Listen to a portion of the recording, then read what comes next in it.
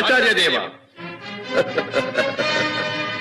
ఏమంటివి జాతి నెపమున సూతసుతుల కింద నిలువ అర్హత లేదందువా?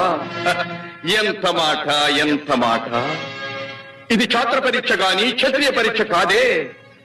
కాకూడదు. ఇది కుల పరీక్ష ఎందువా? నీ తండ్రి భరద్వాజుని జననమెట్టిది. అతి జుగుప్సాకరమైన నీ సంభవం ఎట్టిది. మట్టి కుండలో పుట్టితివి కదా. నీది ఏ కులము? ఇంత ఏల అస్మత్ పితామహుడు గురుకుల వృద్ధుడైన ఈ శాంతనవుడు శివసముద్రుల భార్యవు గంగా గర్భమున జనించలేదా? ఈయనదే కులము. నాతో చెప్పించువేమయ్యా? మా వంశమునకు మూల పురుషుడైన వశిష్ఠుడు దేవవేశ్యకు ఊర్వశీపుత్రుడు కాడా?